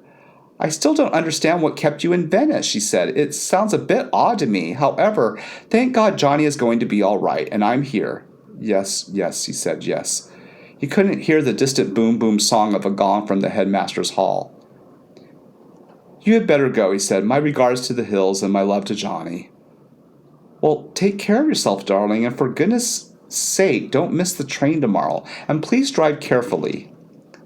The telephone clicked, and she had gone. He poured the remaining drop of whiskey into his empty glass and added a little ginger ale and drank it down in a gulp. He got up, crossing the room, threw open the shutters, and leant out of the window. He felt lightheaded. His sense of relief enormous, overwhelming, with something tempered with a curious feeling of unreality, almost as though the voice speaking from England had not been Laura's after all, but a fake, and she was still in Venice, hidden in some furtive pension with the two sisters. The point was, he had seen all three of them on the Vaporetto. It was not another woman in a red coat. The woman had been there. It was Laura. So what was the explanation? Is he going out of his head? Or something more sinister? The sisters, possessing psychic powers of formidable strength, had seen him, and their two fairies had passed, and in some inexplicable fashion had made him believe Laura was with them. But why, and to what end? No, it just doesn't make any sense.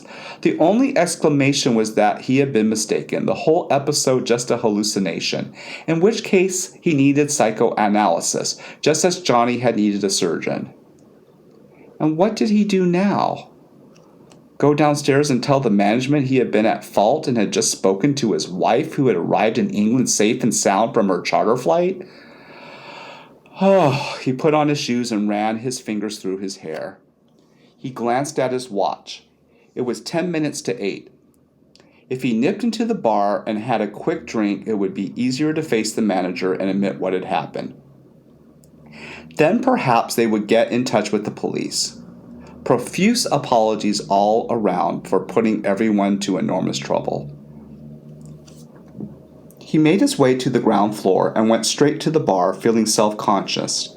A marked man, half imagining everyone would look at him, thinking, "There's the fellow with the missing wife." Luckily, the bar was full, and there wasn't a face he knew. Even the chap behind the bar was an underlining who had never served him before. He downed his whiskey and glanced over his shoulder to the reception hall. The desk was momentarily empty. He could see the manager's back framed in the doorway of an inner room, talking to someone within. On impulse, coward-like, he crossed the hall and passed through the swinging doors to the street outside. "I'll have some dinner," he decided, and then he'd go back and face them. "I'll feel more like it once I've had some food in me." He went to the restaurant nearby where he and Laura had dined once or twice. Nothing mattered anymore, because she was safe. The nightmare lay behind him. He could enjoy his dinner despite her absence and think of her sitting down with the Hills to a dull, quiet evening, early to bed, and on the following morning going to the hospital to sit with Johnny. Johnny was safe too. No more worries, only the awkward explanations and apologies to the manager at the hotel.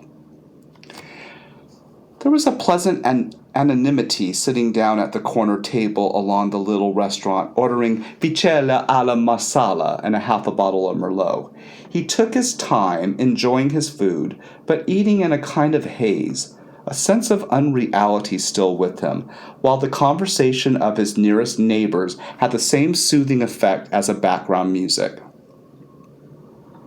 When they rose and left, he sat by the clock on the wall that it was nearly 9:30. No use delaying matters any further. He drank his coffee, lighted his cigarette, and paid his bill. After all, he thought, he walked back to the hotel. The manager would be greatly relieved to know that all is well. When he pushed through the swinging doors, the first thing he noticed was a man in police uniform standing talking to the manager at the desk. The reception clerk was there too. They turned as John approached, and the manager's face lighted up with relief. "Eccolo," he explained. "I was certain the signore would not be far away. Things are moving, signore. The two ladies have been traced, and they very kindly agreed to accompany the police to the questura. If you will go there at once, this agente de polizia will escort you." John flushed. "I've given everyone a lot of trouble," he said. "I meant to tell you before going out to dinner, but you were not at the desk. The fact is that I've contacted my wife. She didn't make the flight earlier, but she made the flight to London after all, and I spoke to her on the telephone. It was all just a great mistake." The manager looked bewildered. "The signora is in London," he repeated. He broke off and exchanged a rapid conversation in Italian with the policeman. It seems the ladies maintained that they did not go out for the day, except for a little shopping in the morning, he said, turning back to John. "Then who was it the signora saw on the vaporetto?" John shook his head. "A very extraordinary mistake on my part, which I still don't understand," he said. "Obviously, I did not see either my wife or the two ladies. I really am extremely sorry." More rapid conversation in Italian. John noticed the clerk watching him with a curious expression in his eyes. The manager was obviously apologizing on John's behalf to the policeman, who looked annoyed and gave tongue to this effect, his voice increasing in volume to the manager's concern.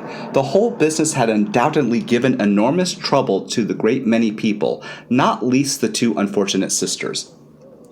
"Look," said John, interrupting the flow, "will you tell the agente I will go with him to the headquarters and apologize in person, both to the police officer and to the ladies?" The manager looked relieved.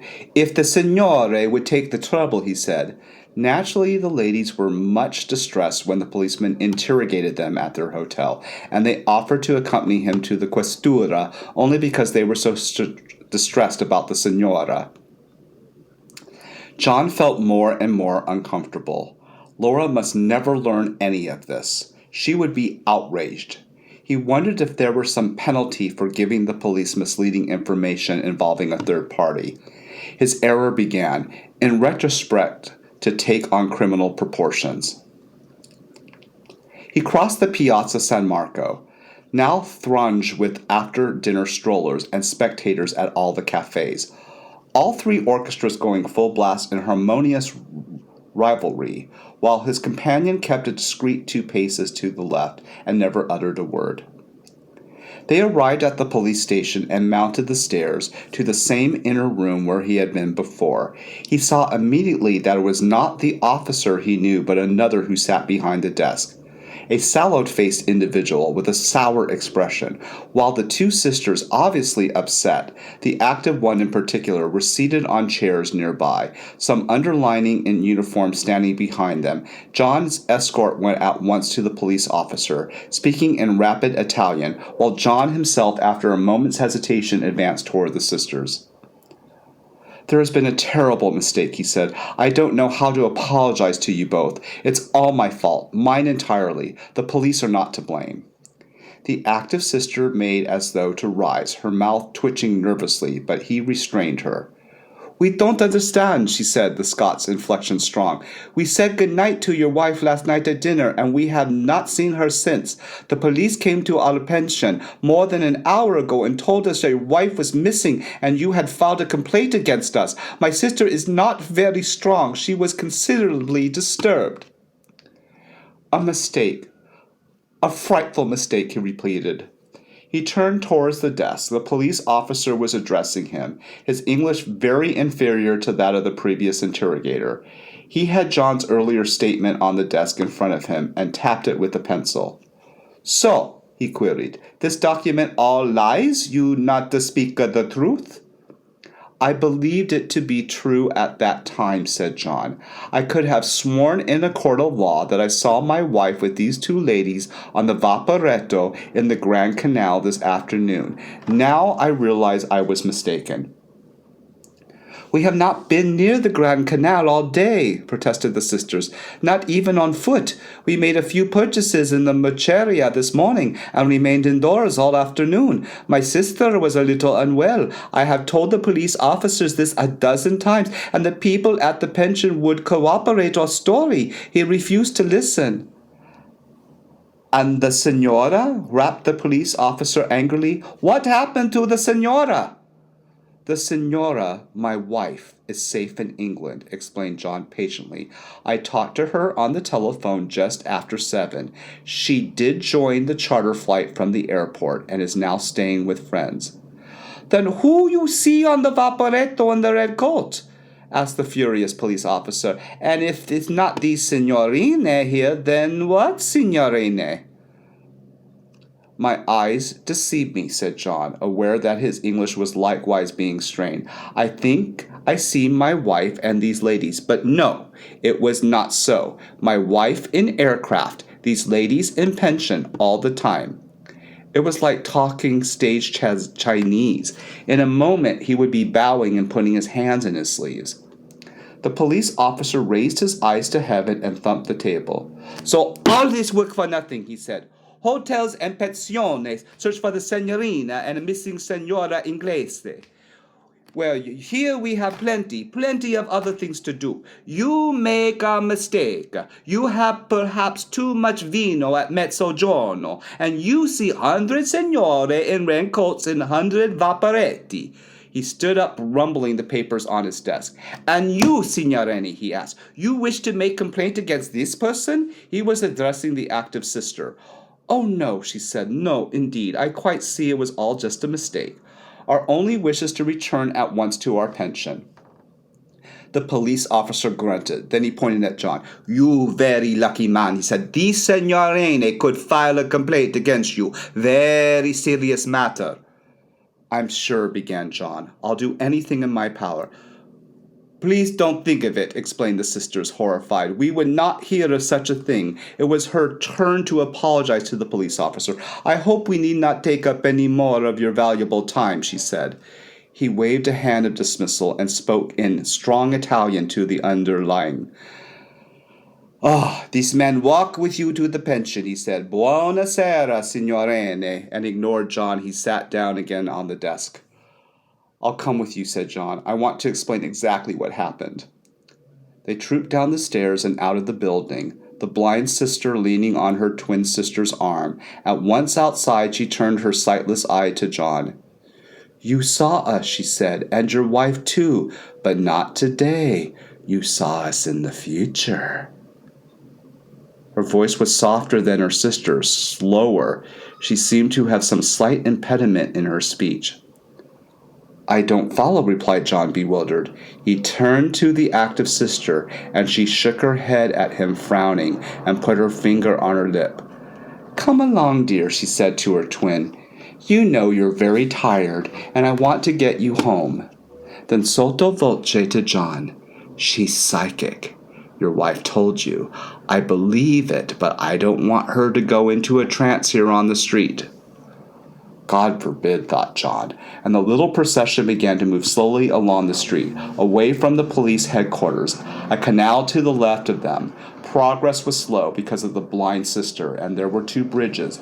John was completely lost after the first turning, but it couldn't have mattered less. Their police escort was with them, and anyway, the sisters knew where they were going.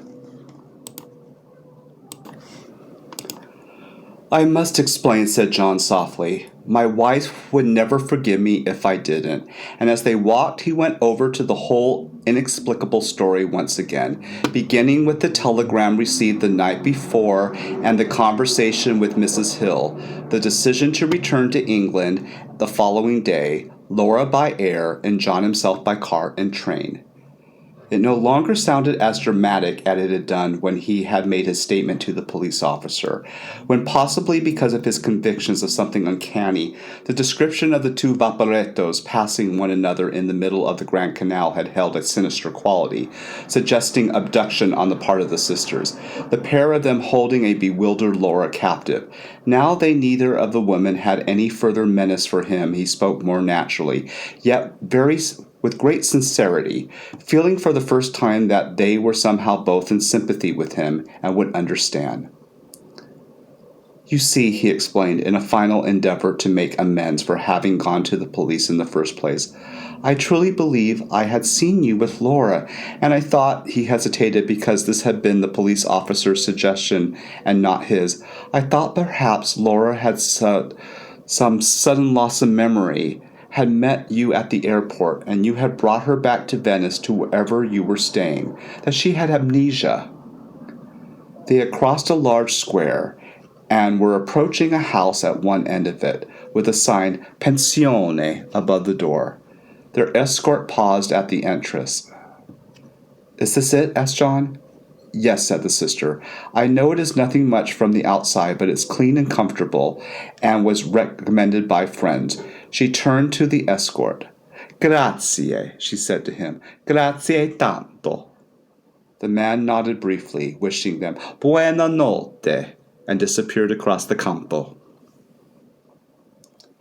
Dear, will you come in? Asked the sister. I am sure we can find you some coffee, or perhaps you prefer tea? No, really, John thanked her. I must get back to the hotel. I'm making an early start in the morning. I just wanted to make quite sure you do understand what happened and that you will please forgive me. Oh, there's nothing to forgive, she replied. It is one of those many examples of second sight that my sister and I have experienced time and time again, and I should very much like to record it for our files if you would permit it. Well, as to that, of course, he told her, but I myself find it hard to understand. It's never happened to me before. Not consciously, perhaps, she said, but so many things happen to us of which we are not aware. My sister felt you had psychic understanding. She also told your wife last night in the restaurant that you were to experience trouble, danger, that you should leave Venice. Well, don't you believe now that the telegram was proof of this? Your son was ill, possibly dangerously ill, and so it was necessary for you to return home immediately. Heaven be praised, your wife flew home to be by his side. Oh, yes, indeed, said John, but why should I see her on the Vaporetto with you and your sister when she was actually on her way to England? Thought transference, perhaps, she answered. Your wife may have been thinking about us. We gave her our address, should you wish to get in touch with us. We shall be here another 10 days, and she knows that we would pass on any message that my sister might have from your little one in the spirit world. Yes, said John awkwardly. Yes, I see. It's very good of you. He had a sudden, rather unkind picture of these two sisters putting on headphones in their bedroom, listening for a coded message from poor Christine. Look, this is our address in London, he said. I know Laura will be pleased to hear from you. He scribbled their address on a sheet torn from his pocket diary, and as a bonus thrown in the telephone number and handed it to her. He could imagine the outcome, Laura springing it on him one evening that the old dears were passing through London on their way to Scotland, and the least they could do was to offer them hospitality, even the spare room for the night. Then a séance in the living room, tambourines appearing out of thin air. Well, I must be off, he said. Good night and apologies once again for all that has happened this evening. He shook hands with the first sister, then turned to her blind twin. I hope, he said, that you're not too tired. The sightless eyes were disconcerting. She held his hand fast and would not let it go. The child, she said, speaking in an odd staccato voice. The child, I can see, the child. And then, to his disdain, a bean of froth appeared at the corner of her mouth. Her head jerked back, and she half collapsed in her sister's arms. We must get her inside, said the sister hurriedly. It's all right. She's not ill. It's the beginning of one of her trance states. Between them they helped the twin, who had gone rigid, into the house, and sat her down on the nearest chair, the sister supporting her. A woman came running from the inner room. There was a strong smell of spaghetti from the back regions. Don't worry, said the sister. The Signorina and I can manage. I think you had better go. Sometimes she is sick after these turns. I'm most frightfully sorry, John began, but the sister had already turned her back, and with the Signorina was bending over her twin, from whom peculiar choking sounds were proceeding. He was obviously in the way, and after a final gesture of courtesy, Is there anything I can do? Which received no reply, he turned on his heel and began walking across the square. He looked back once and saw that they had closed the door. Oh, God, what a finale to the evening, and all his poor fault. Poor old girls, first dragged to the police headquarters and put through that interrogation, and then a psychic fit on top of it all, more like epilepsy. Not much of a life for the other sister, but she seemed to take it in her stride. An additional hazard, though. It happened in a restaurant or in the street, and not particularly welcome under his and Laura's roof should the sisters ever find themselves beneath it, which he prayed would never happen. Meanwhile, where the devil was he? The square with the inevitable church at one end was quite deserted. He could not remember which way they had come from police headquarters. There seemed to be so many turnings. Wait a minute, the church itself has a familiar appearance. He drew nearer to it, looking for the name which was sometimes on notice at the entrances. San Giovanni in Bragora. That rang a bell. He and Laura had gone inside one morning to look at a painting by Cima da Conegliano. Surely it was only a stone's throw from the Riva degli Schizovoni, and open wide waters of the San Marco lagoon, with all the bright lights of civilization and the strolling tourists. He remembered taking a small turning from Schiavoni, and they arrived at a church. Wasn't that the alleyway ahead? He plunged along and but halfway down he hesitated. It didn't seem right, although it was familiar for some unknown reason. Then he realized that it was not the alley they had taken in the morning they visited the church, but the one they had walked along the previous evening, only he was approaching it from the opposite direction. Yes, that was it. In which case it would be quicker to go on and cross this little bridge over the narrow canal, and he would find the Arsenal on his left, and the street leading down to the Riva degli Schiavoni to his right. simpler than retracing his steps and getting lost once more in the maze of back streets. He had almost reached the end of the alley, and the bridge was in sight, when he saw the child. It was the same little child with the pixie hood who had leapt between the tethered boats the preceding night and vanished up the cellar steps of one of the houses.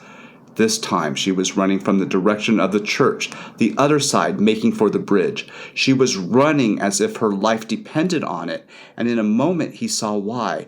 A man was in pursuit, who, when she glanced backwards for a moment, still running, flattened himself against a wall, believing himself unobserved. The child came on, scampering across the bridge, and John, fearful of alarming her further, backed into an open doorway that led into a small court.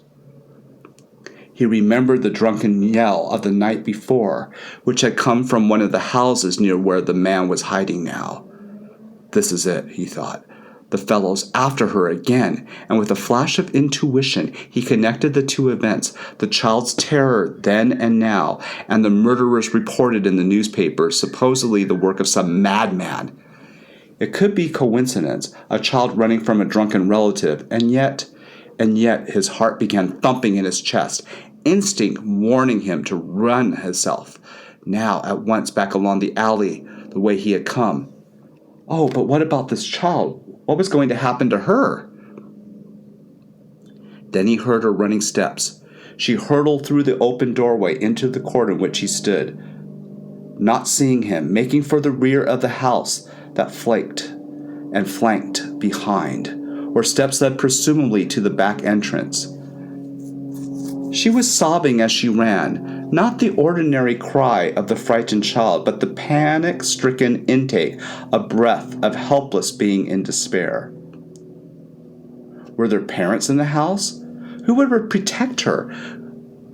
Who could he warn? He hesitated a moment and then followed her down the steps and through the door at the bottom, which had burst open in touch of her hand. She hurled herself against him. "It's all right," he called. "I won't let him hurt you. It's all right." Cursing his lack of Italian, but possibly an English voice might reassure her. But it was no use. She ran sobbing up another flight of stairs, which were spiral, twisting, leading to the floor above, and already it was too late for him to retreat. He could hear sounds of the pursuer in the courtyard behind, someone shouting in Italian, a dog barking. This is it, he thought. We're in it together, the child and I. Unless we can bolt some inner door above, he'll get us both. He ran to the stairs after the child, who had darted in a room leading off a small landing, and followed her inside and slammed the door. And merciful heavens, there was a bolt which he rammed into the socket. The child was crouching by the open window. If he shouted for help, someone would surely hear. Someone would surely come before the man in pursuit threw himself against the door, and it gave before there was no one but themselves. No parents. The room was bare except for a mattress on an old bed and a heap of rags in one corner. "It's all right," he panted. "It's all right," and held out his hand trying to smile. The child struggled to her feet and stood before him, the pixie hood falling from her head on the floor. He stared at her, incredulity turning to horror, to fear.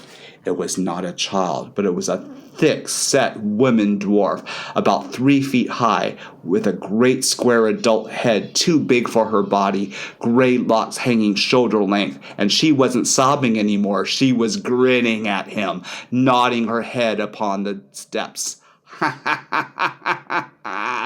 Then he heard the footsteps on the landing outside, and the hammering on the door, and a barking door, and not one voice but several voices shouted, "Open up, Polizia!"